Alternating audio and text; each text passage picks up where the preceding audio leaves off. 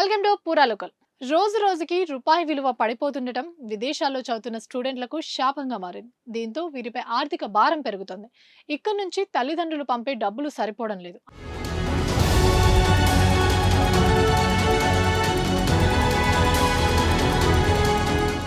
అంతేకాకుండా ఎడ్యుకేషన్ పూర్తయ్యాక పొందే వర్క్ వీసా రూల్స్ ని యుఎస్, కెనడా, యూకే వంటి దేశాలు కఠినం చేశాయి.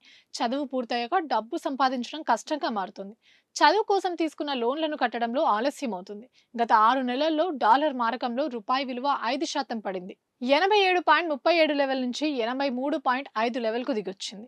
6 నెలల కిందట ట్యూషన్ ఫీజు, ఇతర ఖర్చులకు ఏడాదికి 50 లక్షలు సరిపోతే ఇప్పుడు దానికి అదనంగా 2.5 లక్షలు ఖర్చు చేయాల్సి వస్తుంది.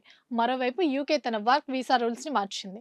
చదువు పూర్తయిన 2 ఏళ్ల తర్వాత కూడా స్టే చేయాలంటే ఇంటర్నేషనల్ గ్రాడ్యుయేట్లు 36,000 నుంచి 40,000 పౌండ్ల జీతం ఇచ్చే గ్రాడ్యుయేట్ జాబ్ ని తెచ్చుకోవాల్సి ఉంటుంది.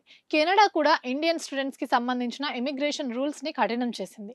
Student direct stream visa program ని రద్దు చేసింది. చదువు పూర్తయ్యాక వర్క్ వీసాతో డాలర్లలో సంపాదించేవారు. ఆ డబ్బులతో ఇండియాలో తీసుకున్న లోన్లను పెద్ద మొత్తంలో తీర్చేసేవారు. స్టూడెంట్ లోన్లను తీర్చడానికి ఎక్కువ సమయం తీసుకోవడం లేదా ఎక్కువ ఈఎంఐలో చెల్లిస్తున్నారు. కానీ ఇప్పుడు స్టూడెంట్ లోన్లను తీర్చడానికి ఎక్కువ టైం తీసుకోవడం లేదా ఎక్కువ ఈఎంఐలో చెల్లిస్తున్నారు. డాలర్ మార్గంలో రూపాయి విలువ పడిపోవడంతో ఇండియాకు తిరిగి వచ్చే స్టూడెంట్లపై సైతం భారం పెరుగుతుంది.